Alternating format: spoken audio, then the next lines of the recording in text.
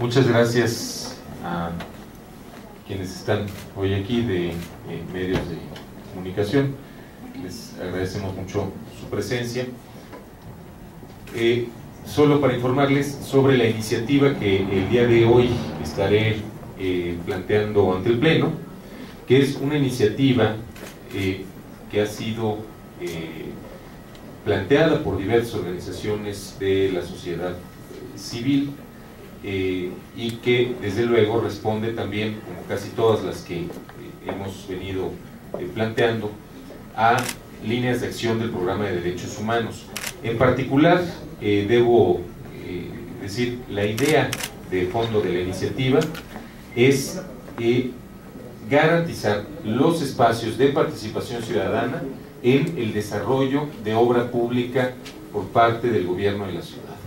La iniciativa plantea reformar un artículo de la Ley de Obra Pública, el artículo 17, en donde están todas las condiciones de planeación y programación de obra pública que tienen que reunirse, adicionando a este artículo la necesidad de que dentro de todos estos requerimientos de obra pública se contemple también el de lo referente a participación ciudadana, a una consulta y sobre todo a una información clara y fidedigna a las personas que pueden ser afectadas o incluso a toda la ciudadanía, dependiendo del caso, de cuál es el impacto que se espera de la obra, qué es lo que la obra va a generar, en fin, toda la información traducida y claramente especificada para las personas que puedan ser afectadas.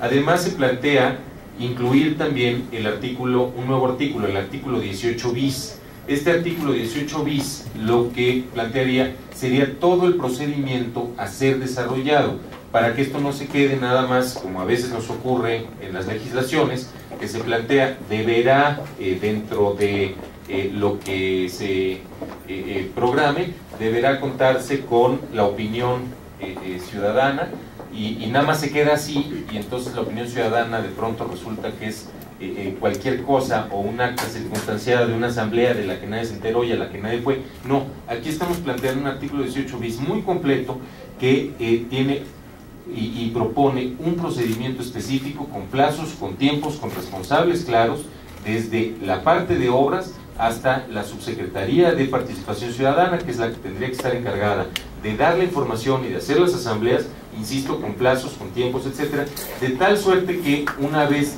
desahogado, una vez desarrollado este proceso, los elementos de la consulta, los elementos de este mecanismo de participación sean tomados en consideración para el desarrollo de la obra.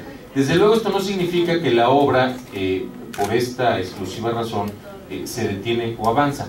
Lo que sí significa es que a partir de esto se tiene claridad en el proyecto de cuáles son las afectaciones posibles, de cuál es la postura de las posibles personas afectadas y eventualmente, esto sí desde luego lo establece el planteamiento de reforma, las necesidades de modificación de algún proyecto que haya sido planteado. Entonces, esa es la propuesta que vamos a estar haciendo hoy al Pleno. Esperamos desde luego que se desahogue el proceso legislativo y que pueda ser aprobada antes de que concluya el presente periodo de sesiones, básicamente en el ánimo de garantizar mayores y mejores espacios de participación ciudadana y sobre todo, y esto es muy importante decirlo, abonar de manera preventiva a la resolución de conflictos. La resolución de conflictos derivados de obra pública no puede ser siempre correctiva, es decir, no puede ser siempre se presentó un conflicto y entonces se empieza a instrumentar medidas para su resolución. Es muy importante que de manera preventiva haya una intervención por parte de la ciudadanía, de tal suerte que el desarrollo del proyecto, ya la parte de conflicto esté resuelta. El conflicto en muchas ocasiones no se puede evitar y es consustancial a la democracia, debe decirse, pero lo que sí es importante es que los conflictos tengan mecanismos y rutas de solución pacífica, consensuada y en la que todas las partes sientan que están siendo tomadas en consideración.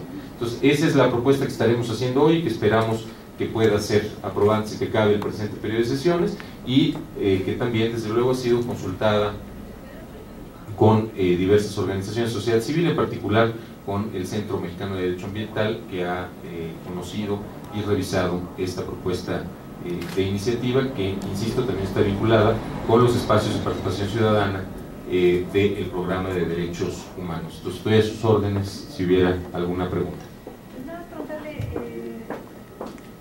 ¿Con esto estaría siendo obligatorio que hicieran consultas ciudadanas en cualquier obra? Así es importante no decir como tal consulta ciudadana para que no se mezcle con el procedimiento específico de lo que es una consulta popular, digamos, absolutamente vinculante, como la planteada por la Ley de Participación Ciudadana. Esto es tomar en consideración por procedimiento, dotar de toda la información necesaria y a las posibles personas afectadas, y tomar en consideración el punto de vista de estas personas a través de instrumentos que son claros para todo el mundo. Insisto, el asunto no es que es que si hubo una asamblea el día tal en casa de doña Chonita, pues no, sino más bien esto se tiene que publicitar lo suficiente y queda como un elemento dentro de la consideración de la viabilidad del proyecto el punto de vista de la ciudadanía posiblemente afectada por ella, ¿no? Entonces, sí, desde luego sería obligatorio, desde luego sería, pero insisto, sí me importa mucho poner esto en claro. No se trata de ponerle trabas al desarrollo de proyectos, se trata de que, así como se consideran los elementos de planeación y de presupuestación de cualquier proyecto, se considere la afectación y el punto de vista que sobre la afectación tienen las personas que podrían estar siendo impactadas por dicho proyecto, ¿no? Es un elemento más dentro del estudio y dentro del planteamiento del proyecto. ¿Pero qué caso tiene que usted plantee que se conozca la opinión de la gente si no va a incidir? Es decir, si yo me entero que el edificio va a afectar mi vivienda, o sea, no puedo ni frenar la obra, entonces, ¿qué caso tiene incluir esta reforma en la ley cuando no tiene un carácter de más peso sobre una afectación?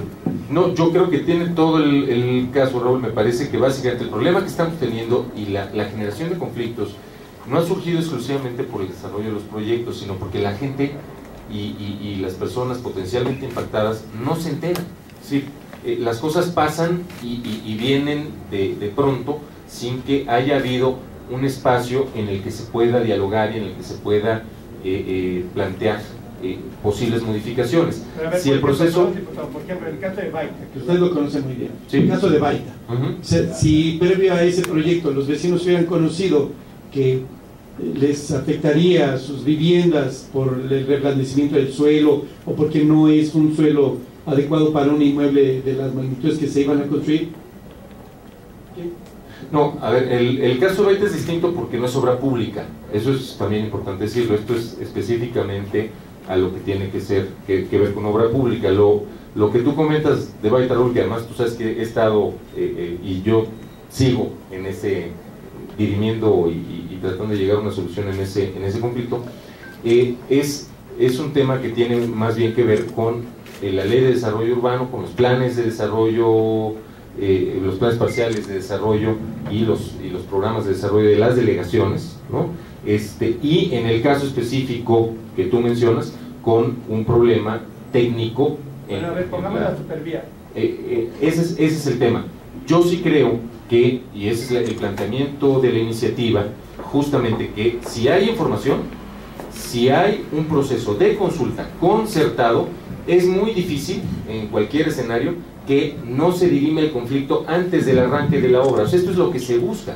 ¿Por qué? Porque si tú tienes un procedimiento de consulta y la consulta sale negativa, pues no vas a poder ir adelante con el proyecto en los términos planteados de manera original, sino que va a tener que haber modificaciones a partir de ¿qué? Del diálogo con las personas potencialmente impactadas. Esa es la propuesta que hace la ley. La reforma sí plantea en el último párrafo de lo que sería el nuevo artículo 18 bis, que es el nuevo artículo, que la autoridad promovente del proyecto de obra pública, esto es literal de la propuesta, deberá tomar en cuenta las propuestas y comentarios consignados en el informe. Es un informe que además, si ves la iniciativa, vas a ver que este informe tiene una serie de candados para garantizar la participación y la información consignados en el informe y eventualmente modificar el proyecto. Yo lo que te digo es, si tú previamente consultaste, hubo diálogo, se reunieron los vecinos tal, y no hay modificación del proyecto, veo muy difícil que los proyectos puedan avanzar. La ley sí está contemplando que esto sea un elemento para modificar los proyectos, la propuesta de reforma. Pero a ver, hoy en la ley de participación ciudadana ya se establece esa obligación de que se tome la opinión de los vecinos. ¿Cuál es la diferencia con lo que no hay es la información? Lo que no hay es, te insisto, es muy distinto plantear desde la ley de obra pública que yo no puedo desarrollar el proyecto si no desahogué este procedimiento, así como los demás. O sea, lo que estamos planteando, por eso me importa tanto destacar la incorporación del artículo 18 bis. Lo que estamos planteando es un procedimiento claro para que no se... ¿Qué ha pasado en casos de obra pública polémicos? Que la autoridad dice, no, es que sí se hicieron las consultas. Y hay muchas personas que dicen, pues es que yo ni me enteré. Yo cómo voy a la consulta, si además, aún suponiendo que fui, aún suponiendo que se hicieron las reuniones, yo no tenía la información suficiente. O sea, yo voy y no tengo, digamos, claridad. Aquí lo que estamos planteando y el artículo que se estaría añadiendo, que es el 18 bis, es que por obligación, para que se pueda desarrollar el proyecto, se tiene que contar con esa información y se tiene que haber desahogado un procedimiento transparente y publicitado. Entonces, no hay de que si hubo consulta, que sabemos que eso a veces pasa, ¿no? No, sí, ya se hizo la consulta y los vecinos pues no están enterados de cuándo fue esa consulta, de sobre qué se hizo, cuál fue el procedimiento. Eso es lo que se está incorporando, ¿no? La idea es transparentar y la idea es que esto sea obligatorio como parte del procedimiento. Tú no puedes avanzar el procedimiento si no sabes. ¿Qué sanciones podrían existir? Que hemos visto 1000 casos en los que no se informa de los proyectos, no se informa. ¿Qué sanciones va a haber en caso de que esté ya la obligación de que se informe a la gente previo a la consulta y no se haga o no se difunda? Es que las sanciones, exactamente, dado que ya tenemos esta norma que no existe ni siquiera en la ley de participación ciudadana, dado que ya tendríamos esta norma, estaría sujetos a las sanciones específicas de la Contraloría, porque no se puede desarrollar un proyecto que no desahogue todos los procedimientos concretos planteados por ley. En este caso, y por eso es tan importante que esté en la ley de obras, no en la ley de participación ciudadana. Aquí el asunto es si una entidad pretende desahogar un proyecto sin desahogar este procedimiento, echar para adelante un proyecto sin desahogar este procedimiento, está en franca violación de la ley y excediendo sus competencias, lo cual desde luego sería una razón de sanciones muy concreta y muy clara por parte de la Secretaría de la Contraloría. En primer lugar, la Secretaría de la Contraloría, desde luego hay más entidades, pero de entrada la primera es la Secretaría de la Contraloría que tendría que decir: aquí hay una autoridad actuando fuera de la ley, así de concreto y de llano, porque la sanción no tendría que estar en esta parte. Lo que es importante que esté en esta parte es que esto se vuelva, insisto, la pregunta que me vas a hacer es como si me dijeras ¿qué sanción habría por no presupuestar la obra? Pues es la misma, porque ahora este procedimiento queda inserto dentro de las necesidades y requerimientos para el desarrollo de cualquier proyecto de obra pública.